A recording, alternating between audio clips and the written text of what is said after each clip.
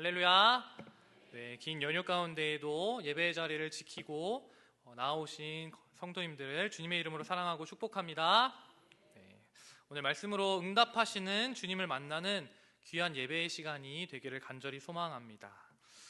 우리의 삶은 매 순간 선택의 결단의 연속이라고 할 수 있습니다. 양갈래의 길 또는 다수의 선택지 안에서 우리는 반드시 한 가지를 선택해야 앞으로 나아갈 수 있다라는 것이죠. 성도님들께서도 이미 저보다 훨씬 더 많은 선택을 하셨을 것이고 그 선택의 순간들을 경험하셨을 것입니다. 잘 될 것을 기대하는 마음을 가지고 선택했던 순간들도 있을 것이고 끝까지 고민하고 망설였던 날들도 분명히 있을 것 같습니다.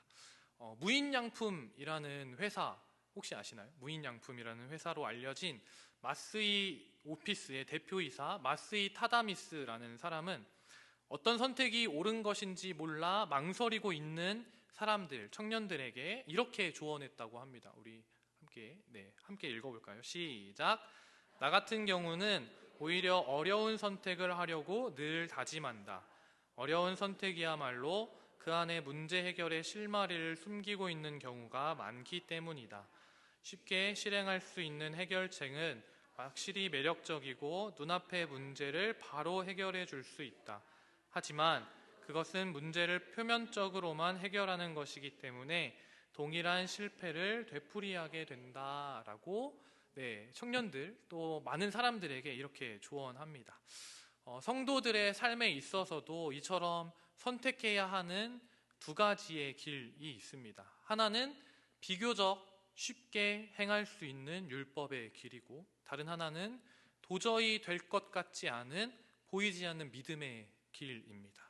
우리의 인생은 늘 이 두 가지의 길을 놓고 고민하는 것이 성도의 삶이다라는 것이죠. 어떠한 길을 갈 것인가? 많은 경우에 우리는 말씀을 따라 보이지 않는 믿음의 길을 걷기보다는 내가 할 수 있을 것 같은 율법의 길을 따르는 것이 우리의 삶인 것 같습니다.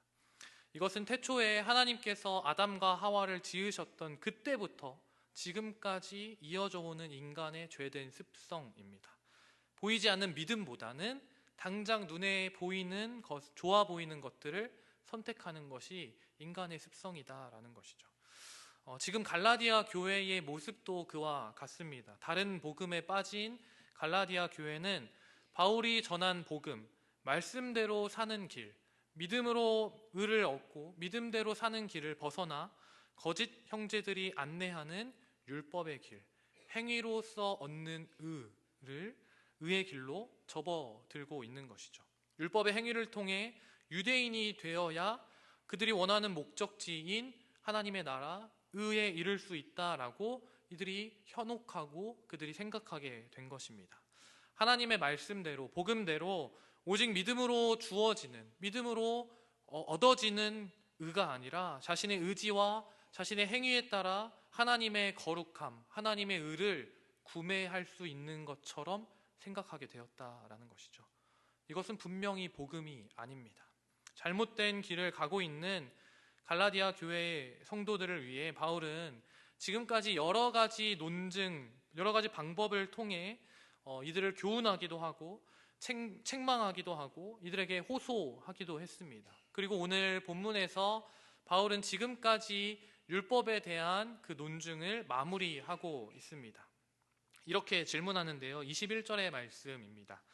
내게 말하라. 율법 아래에 있고자 하는 자들아 율법을 듣지 못하였느냐라고 성도들에게 질문합니다.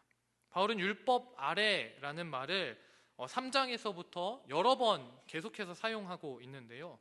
율법 아래에 있다라는 것은 율법의 지배 아래에 있다라는 것인데 율법에 이들이 매여서 그 율법을 통해 의를 이루려는 태도로 너희가 살아가고 있다라는 것이죠.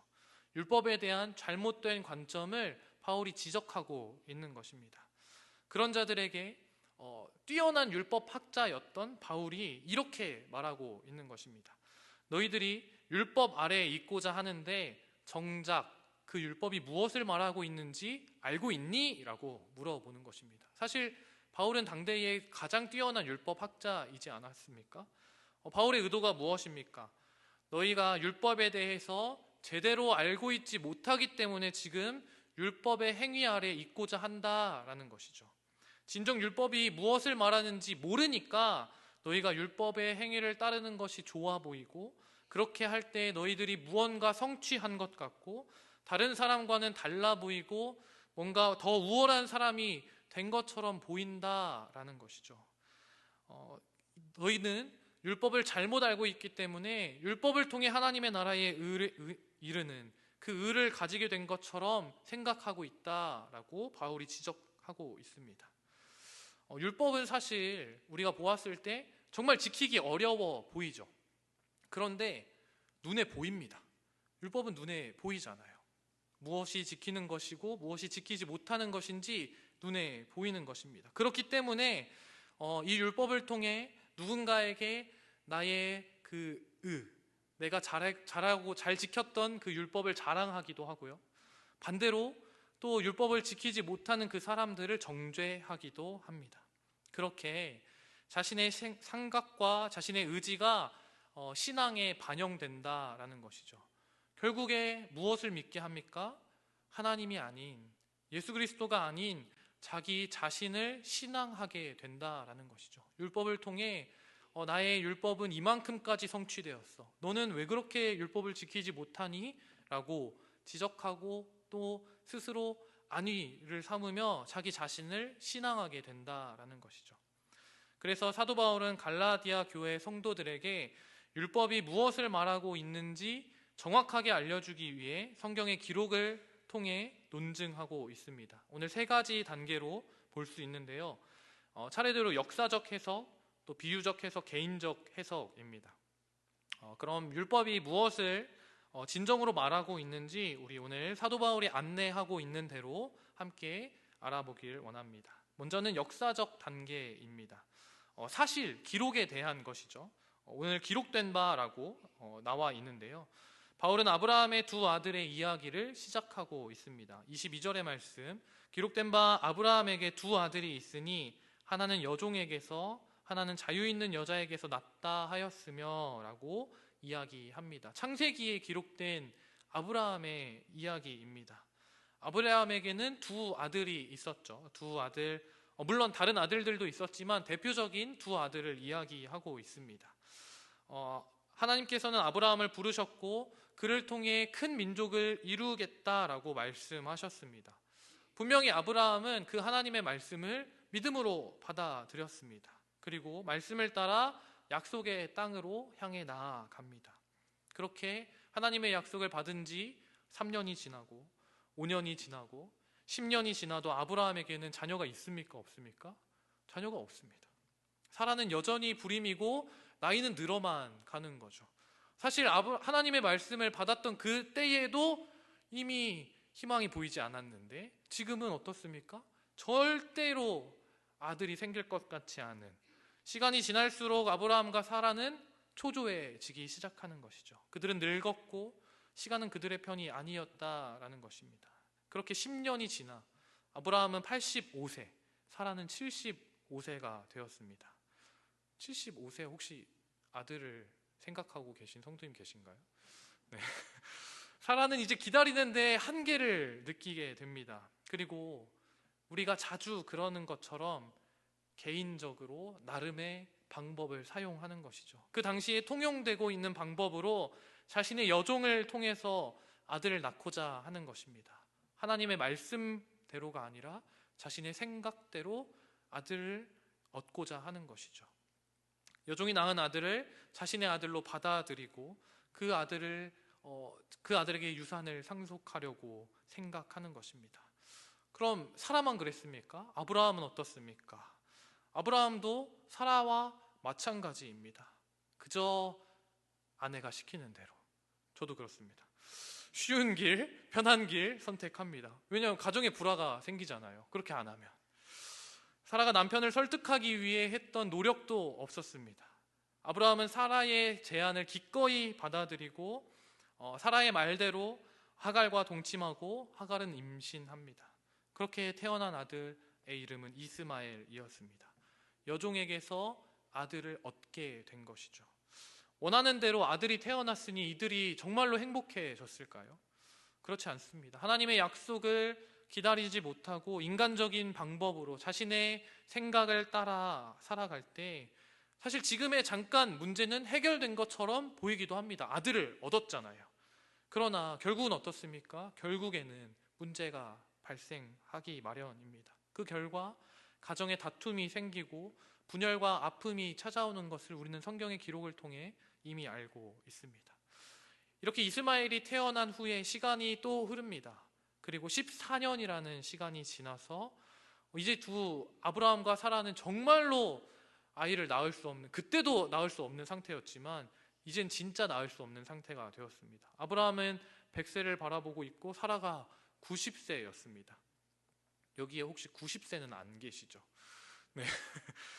하나님은 이 불가능한 상황 속에서 역사하시는 것입니다. 이미 폐경이 되어 아이를 낳을 수 없는 몸이 되었던 사라를 통해 하나님의 말씀대로 아들을 얻게 되는 것입니다. 이렇게 하나님의 약속대로 하나님의 말씀대로 태어난 아들 이삭입니다. 이 장면은 창세기에 이렇게 기록되어 있습니다. 우리 21장 1절로 3절까지의 말씀 함께 읽겠습니다.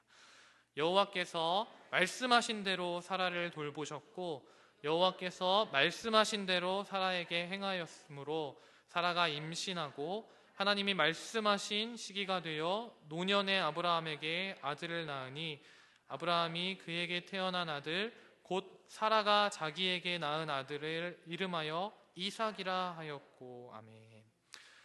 이 말씀에서 반복되고 있는 표현이 바로 말씀하신 대로라는 표현입니다.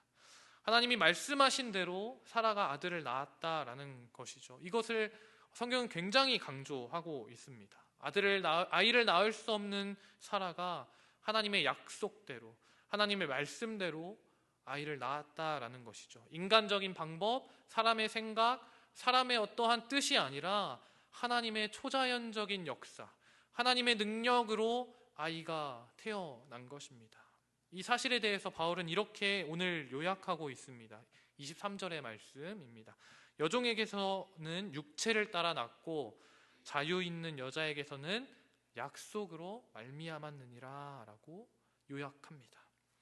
두 아들이 있습니다. 한 아들은 자연적인 방법으로 태어났습니다. 반면에 다른 아들은 어떻습니까?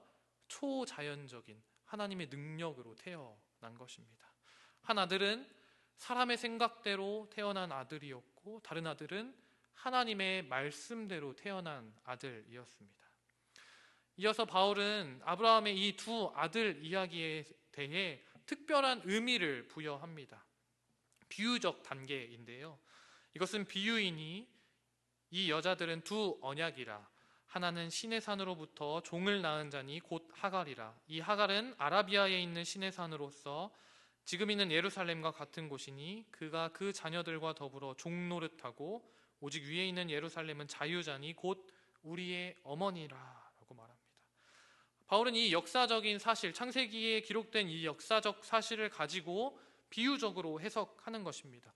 이러한 해석을 풍유 또는 알레고리라고 하는데요. 성경을 해석하는 목회자들에게는 이런 알레고리를 굉장히 주의하려는 노력이 있긴 한데 바울은 이 성경의 말씀을 알레고리로 해석하고 있습니다.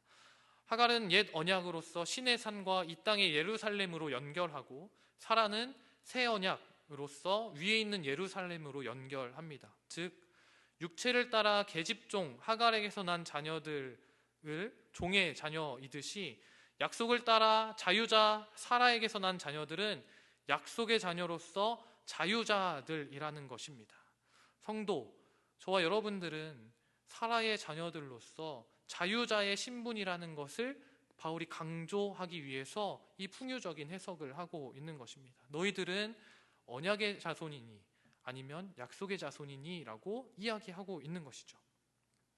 결국 바울은 율법으로 의롭다함을 얻으려고 하고 있는 이 사람들을 하갈의 자손이다 라고 말하고 복음으로 말미암아 오직 믿음으로 말미암아 얻게 된 그 의로서 살아가는 자녀들을 사라의 자손이다 라고 이야기하고 있는 것입니다. 율법으로 말미암은 자손들은 어떻게 됩니까? 결국엔 종노릇하게 된다라고 말하고 있고 결코 자유할 수 없다라고 이야기합니다. 자기의 노력과 도덕적인 규례, 종교적인 전통과 관습에 얽매이게 된다라고 이야기하고 있는 것입니다. 아브라함이 하갈과 동침함으로써 자기의 생각대로, 자기의 뜻대로 아들을 얻었습니다. 지금 갈라디아 교회가 하고 있는 행동이 바로 그러하다라고 이야기하고 있는 것입니다. 율법 아래에 있고자 노력하는 것, 하갈을 통해 아들을 얻고자 했던 아브라함의 노력과 같다라고 이야기하는 것이죠.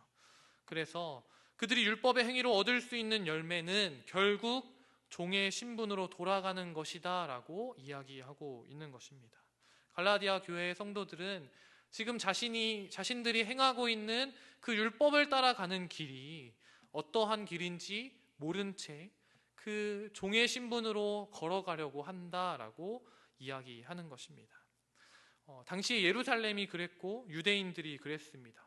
유대인들은 혈통을 내세워서 자신들이 아브라함의 자손이라고 생각하고 자신들은 스스로 자유하다라고 생각했지만 예수님께서는 그들에게 자유가 필요한 종이다라고 말씀하십니다. 예수님께서 요한복음 8장에서 이렇게 말씀하십니다. 함께 읽을까요? 요한복음 8장 31절 32절 말씀입니다. 시작.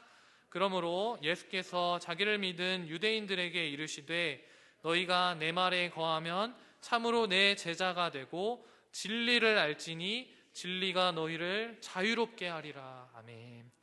당시 유대인들은 본인들이 아브라함의 자손으로서 온전히 자유함을 얻은 자인 것처럼 살아갔지만 예수님께서는 그렇게 보시지 않으셨다라는 것이죠. 너희가 내 말 안에 거할 때, 너희가 나의 제자가 되었을 때 진리를 알게 되고 참 진리가 너희를 자유롭게 할 것이다 라고 예수님께서 이야기하는 것입니다.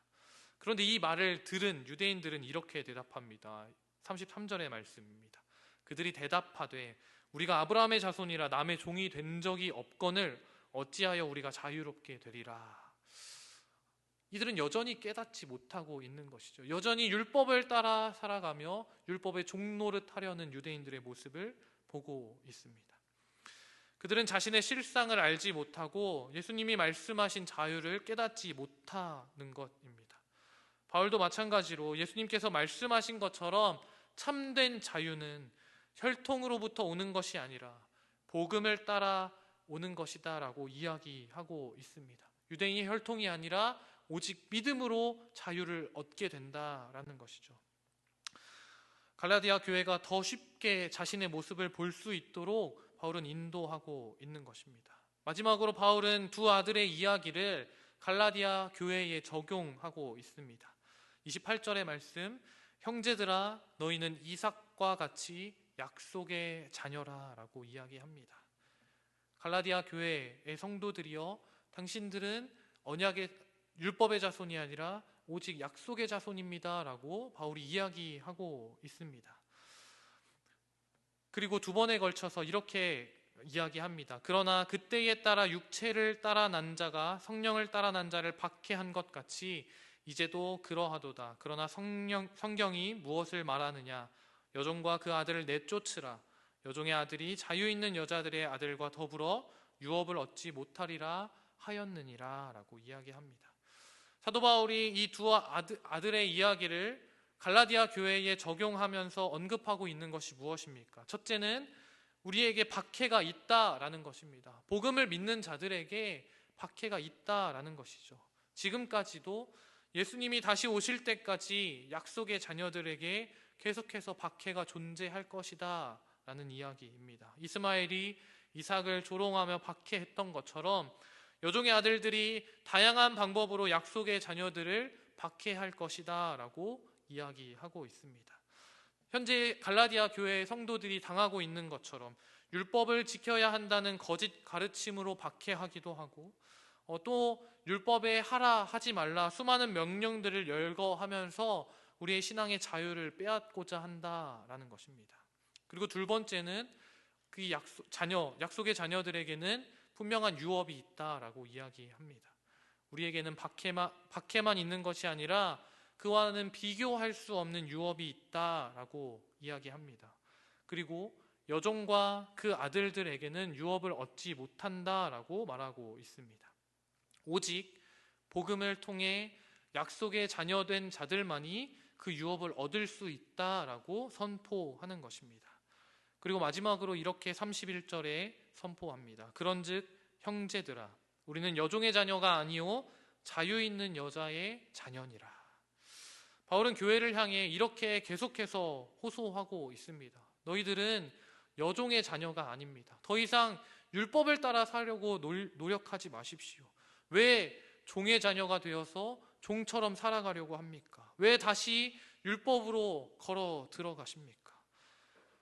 여러분들은 다른 복음을 전하는 자들에게 지금 박해받고 있습니다라고 이야기하는 것입니다.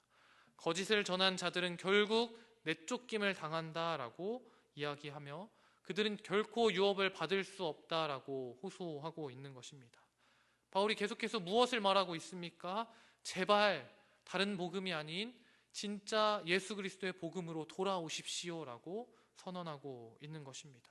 성경이 무엇을 말하고 있는지, 예수께서 무엇을 말씀하셨는지 똑바로 바라보아야 한다라는 것입니다.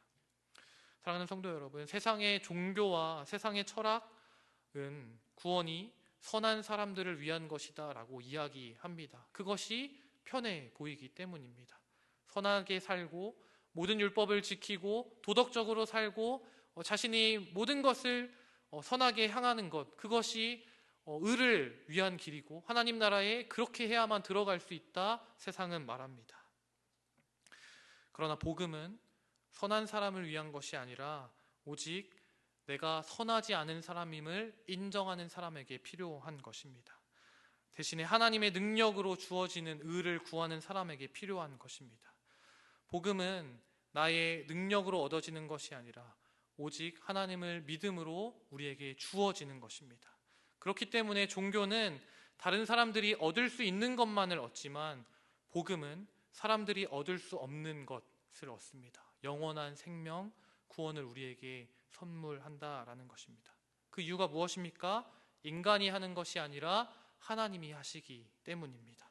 오직 복음은 하나님께서 일하시는 행위입니다.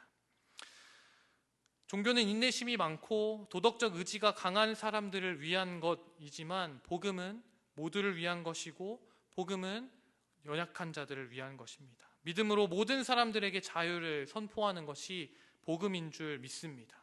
죗값은 모두 치러졌고 우리가 더 해야 할 일은 아무것도 없다라고 말하는 것이 바로 복음입니다. 죄에 대해서 예수 그리스도로 말미암아 그것은 무죄로 판결났고 재판은 이미 끝났다라고 말하는 것이 바로 복음입니다. 하지만 우리는 여전히 우리의 생각을 고집하고 그 생각대로 살려고 하고 율법을 따라서 모든 것을 지키고자 노력합니다. 그것을 지킬 때 하나님의 나라에 갈 수 있다라고 착각한다라는 것이죠. 우리의 생각대로는 아무리 가도 결국 의에 이를 수 없음을 기억하기를 간절히 소망합니다. 오늘 말씀 27절의 말씀 함께 읽고 마무리하고자 합니다. 우리 27절의 말씀 시작. 기록된 바 잉태하지 못한 자를 즐거워하여라. 산고를 모르는 자여 소리질러 외치라. 이는 홀로 사는 자의 남편 있는 자의 자녀보다 많음이라 하였으니. 아멘.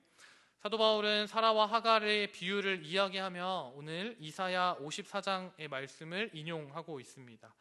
이 말씀은 하나님께서 포로된 이스라엘 백성들에게 선언하신 말씀입니다. 이스라엘 백성들은 하나님의 심판으로 바벨론의 포로가 되어서 억눌렸고 종되어서 살아가고 있었습니다.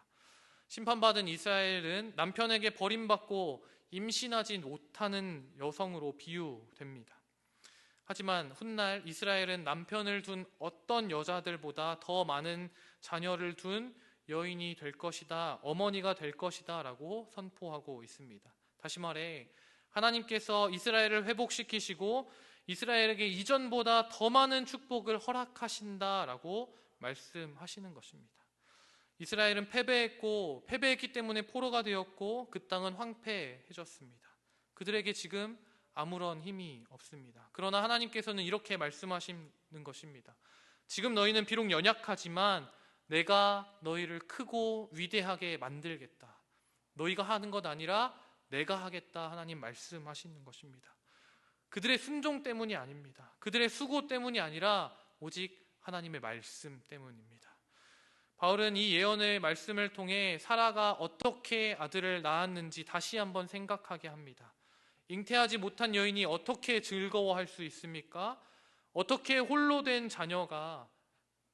여인이 자녀가 남편 있는 여인의 자녀보다 더 많을 수 있습니까? 하나님이 하시기 때문에 가능한 것입니다. 홀로 있지만 하나님이 하시기 때문에 자녀를 낳게 되는 것입니다. 하나님의 말씀이 있기에, 하나님의 말씀대로 하시기에 그 말씀을 신뢰함으로 나아갈 때 자녀를 낳게 된다라는 것이죠. 사라가 어떻게 이삭을 낳았습니까?